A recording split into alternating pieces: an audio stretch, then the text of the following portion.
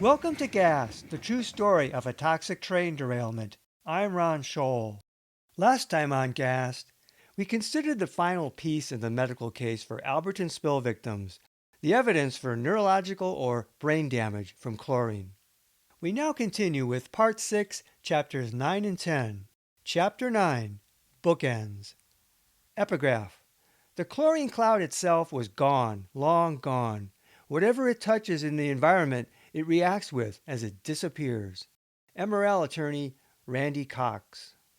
Of some 200 lawsuits, only 3 made it to court. Edgar's and Walsh's, the beginning and the end, were both in district court. Neither contested liability. Only Austin in federal court contested what caused the derailment and whether MRL was negligent. That case had big consequences for Lucinda Hodges. Edgars v. MRL went to trial in 1998 on compensatory damages. Stephen and Christine Edgar and their infant child lived 2 miles up Roscoe Road, nestled in the forested flanks of Ellis Mountain, north of Ponderosa Acres. Early on April 11, 1996, the Edgars smelled a strong chlorine odor inside their house. Outside, Stephen found a thick gas cloud. Their German shepherd lay on the ground, gasping for air. Despite residing 200 feet above the river and 6 miles from the spill site, the Edgars described a 15-foot visibility outside their home, which caused immediate breathing difficulty and burning eyes. Even after general re-entry, the residual chlorine odor was still so strong as to require that their home be cleaned professionally. A forester testified that all the Edgar evergreen trees had been impacted, either by chlorine scorching, death, or damage making them susceptible to future mortality. By this account, the gas cloud had been thick within about a mile from the northeast border of the evacuation zone.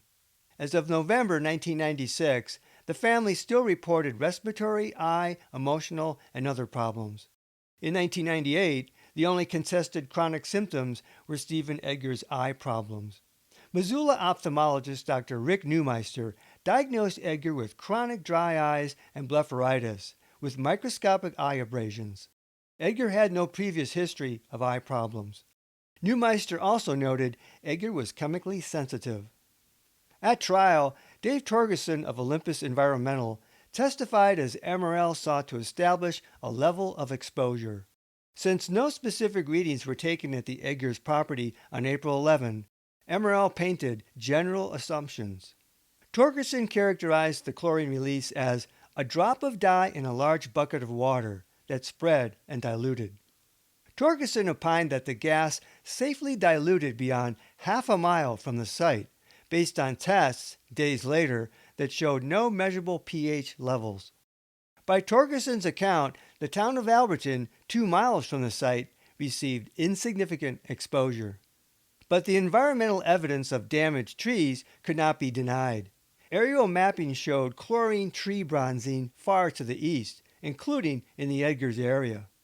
Nevertheless, MRL sought to establish an unlikelihood for a significant gas cloud reaching the Edgar property, and that no residual exposure remained afterward. In MRL attorney Randy Cox's closing defense argument, he told the jury that after about 24 hours, the chlorine cloud itself was gone, long gone. Dave Torgerson told you chlorine is a very reactive chemical. Whatever it touches in the environment, it reacts with as it disappears. It dissipates because of the large volume of air and disappears. And once that chlorine cloud was gone, it was gone. There were no remains, Cox said. That chlorine harmlessly disappeared as it reacted was an interesting statement. The Edgars asked for $10,328 in property damage to their trees. Cox said the damage was worth $1,772. The jury awarded $10,328. The Edgars sought $150,000 for personal injuries and emotional distress. The jury awarded $28,000, plus court costs. Hodges and others saw this verdict as a clear victory for MRL and the award an injustice. MRL had offered the Edgars $40,000 in 1996 to settle their suit. Now, the Edgars' lawyers would receive at least a third of the compensation. Furthermore, no precedent for liability had been set, nor for non-chlorine exposure, nor for exposure beyond the day of initial gas release. Presumably, the testimony of Dr. Neumeister had been crucial in getting a verdict, and it had important implications for other victims, though never publicized by the media. If it had, it would have been the first public documentation of a professional diagnosis of chronic health problems for multiple victims stemming from the Alberton spill. The Edgars verdict and the evidence set the important precedent that non-classical chronic symptoms of the eyes resulted from the Alberton spill.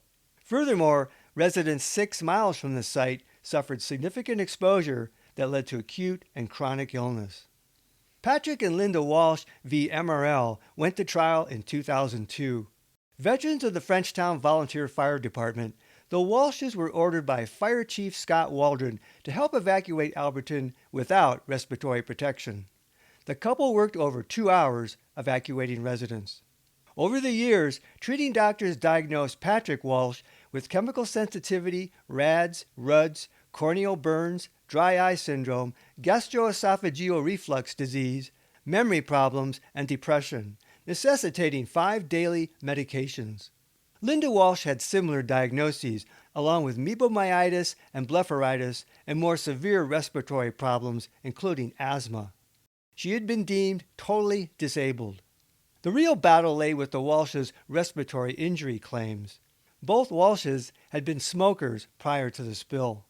MRL contended that the Walshes suffered minor temporary injuries from the spill and suffered no spill-related economic losses. Plaintiffs' complaints and claimed medical conditions are wholly unrelated to chlorine gas exposure and are predominantly the result of their own lifelong smoking habits, MRL said. But MRL had to face a jury. The month before the trial, they made the Walshes an offer, good for 10 days. For Linda Walsh, $310,000, for Patrick, $40,000. In the pretrial order, plaintiffs pegged Linda Walsh's lifelong economic losses at almost $760,000, Patrick's at almost $450,000. Plaintiff attorney Ted Lyon saw it closer to $2 million total. The Walshes turned down MRL's offer, and the case went to trial for 4 days that November. Excluded was any reference to neurological injury, gastroesophageal reflux disease, and injury due to exposure to chemicals other than chlorine. Sensitivity per se was not contested. Liability had been thrown out as well as negligence. The case boiled down to whether the Walshes had been damaged by the chlorine and at what cost. The Missoulian covered only the final day of testimony and reported on the verdict, mentioning only that chlorine had spilled. MRL attorney Randy Cox told the jury, "Sometimes people have to be told again by a jury that they are not disabled. Their problems are mild and they want to get on with their lives." Though he implied the Walshes deserved nothing, Cox didn't expect them to get nothing. Setting a low bar but appearing generous, he suggested the jury give Linda $20,000 and Patrick $10,000. The Missoulian wrote, Linda Walsh, who left the witness stand wheezing Friday afternoon after an angry outburst that the judge later told the jury to ignore, said her suffering is real and entirely attributable to her chlorine exposure. If I knew that night what my family would have went through, I never would have went out on the call, she said. None of this was worth it, she told the jury. Walsh said she hadn't worked since the spill because of chemical sensitivity that made it difficult to even leave home. In closing, Ted Lyon said, MRL ruined their lives. MRL has failed to accept responsibility in this case. The jury took 3.5 hours to find that the Walshes had suffered injury from the chlorine release and awarded Linda Walsh $51,130 in damages and Patrick Walsh $25,557, about 1/5 of the total MRL had earlier offered. Hodges would never forget when MRL President Bill Brodsky showed up for one of the last evacuee meetings and avowed, "We're here for the long haul. 1 year, 5 years, 10 years, we'll be here." When even the heroes of the response were called cigarette-smoking fakers, MRL had clearly given notice that they had been in it for the long haul. In between these two cases came the meat. Hodges had signed up with Lyon out of Texas, part of Griffin et al., which covered the bulk of some 87 individual clients.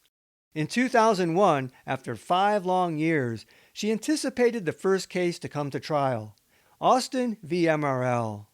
For Hodges and many others, the Austin trial would set the standard not only for their awards, but for whether MRL would be held accountable for the derailment. It wasn't enough to get compensation for their injuries. Victims wanted the world to know, they fervently believed, that MRL could have avoided this tragic derailment. Chapter 10. Liability. Epigraph. The truth is the most convincing story told. Early in litigation, MRL attorneys explicitly stated MRL vigorously contests any liability whatsoever for the Alberton derailment. MRL President William Brodsky agreed that MRL was not responsible for the derailment. The battle over liability culminated in Austin v. MRL, but strategies developed over years and began soon after chlorine hit the air. In a remarkable National Law Journal article published in 2002, MRL's co-counsel boasted about their spring-loaded legal response. In The Art of the Win, showcasing mass catastrophe attorney David Potter of Minneapolis, Potter explained strategies. MRL hired Potter within hours of the Alberton derailment, and he immediately hired experts in derailments and rail wear to determine why the accident occurred. Potter said the best technique is to bring in the best experts from day one to help with the NTSB, the National Transportation Safety Board, because federal agency decisions could sway the jury. MRL needed to influence that sway. Within hours, Potter hired Jude Igwemizi, a Toronto engineer and expert on railwear, and later hired a metallurgist. Potter also hired derailment expert Gary Wolf of Atlanta, who was on site that week as the defense team began immediately gathering evidence to determine why and where the rail broke. "We found a piece of the rail where the break started," Potter said. "There was a hidden defect in the web of the rail. That chunk of shattered steel had the greatest value of anything at the wreck site for MRL, the site MRL fought to control over federal agencies for several days." Following the derailment, Potter devised a strategy for MRL's public response, encouraging MRL to right away act responsibly by taking care of victims' immediate needs, he said. Potter said that this initial response establishes the defendant's credibility long before any potential trial and bolsters the first theme of the defense, the theme that MRL operated responsibly.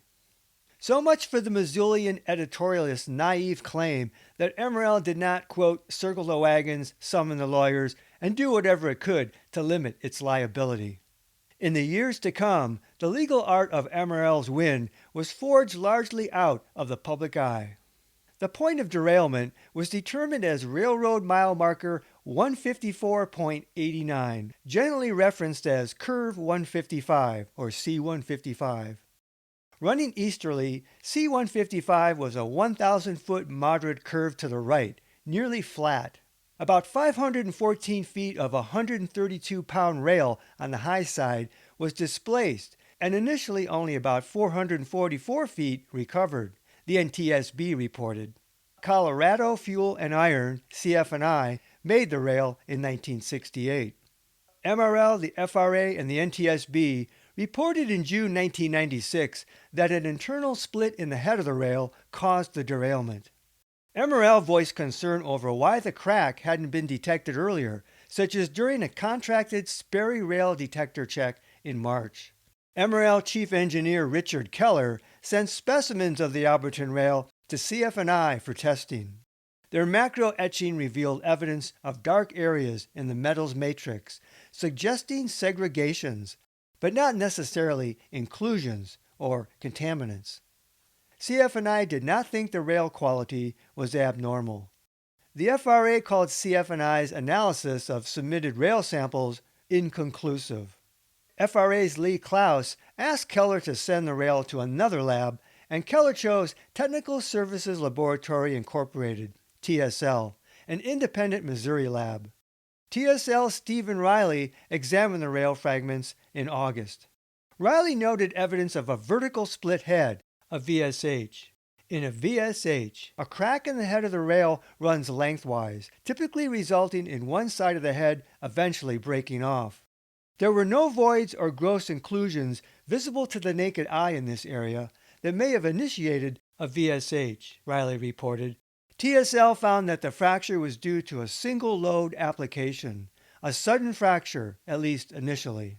Subsequent vertical crack propagation to the running surface and into the web from this initial split had occurred immediately thereafter due to multiple wheel loadings. There was no evidence of any fatigue or long-term progressive nature to the fractures, Riley wrote. As the crack reached up into the hardened layer in the head, it branched into a typical Y shape for VSH fractures that leads to failure of one or both sides of the T-shaped head of the rail. Finally, during complete failure, subsequent wheel loadings chopped the rail into fragments. Notably, the TSL report indicated that rail wear had been a big factor. Riley wrote, "The complete rail section displayed noticeable vertical head wear and significant gauge face wear. This level of wear rendered the rail susceptible to fracture due to its diminished load-bearing capacity. Because of this reduced capacity, limits on wear are typically imposed," he said. TSL found a moderate to high level of non-metallic inclusions in the fragments, though at a level considered usual for 1960s standards. The rail was overall of good quality, Riley wrote, and the nearly 30 years of service suggested that these inclusions and service loadings were not sufficient to cause fracture in new rail. Loss of material due to wear reduced the load capacity and increased susceptibility to fracture. Riley thought converging chevron patterns on fragment N33 north, the high rail, fragment marked number 33, indicated the point of origin. In sum, Riley thought, these fragments of rail failed due to a VSH, induced by service loadings on rail which exhibited head and gauge wear that had reduced its load-bearing capacity. The fact that failure occurred at borderline wear levels suggested that service loadings were near the higher end of what is typically observed in revenue service, he said. Local media made no mention of rail wear as a factor in the Alberton derailment until 1998, and only then when MRL found itself sanctioned in court. MRL's basic defense would be that the fracture developed due to an undetectable flaw in the rail and without warning. MRL could not have prevented the accident through reasonable care, they said. But the independent conclusions on rail wear presented MRL with a major legal challenge. MRL had new rail lying beside the track at the time of the accident, ready for replacement later that spring. Civil lawsuits are not about a shared concern to find the truth. They are adversarial, each side seeking victory. Within bounds, persuasion rules, and the truth is the most convincing story told. Next time on Gas, the true story of a toxic train derailment. As the litigation heats up between Montana Rail Link and spill victims, a judge sanctions MRL for withholding documents about rail wear on their line. Meanwhile, critical pieces of the failed rail are not found, and some that was found goes missing. Until then, this is Ron Scholl. Thanks for listening. This podcast is adapted from the book Gas, the true story of a toxic train derailment. Visit Amazon.com to see the 2-book series. To access support material in the book, such as maps, photos, illustrations, and video links, visit my Facebook page Gas, the true story, or watch my Gas playlist on my YouTube channel at RL Scholl.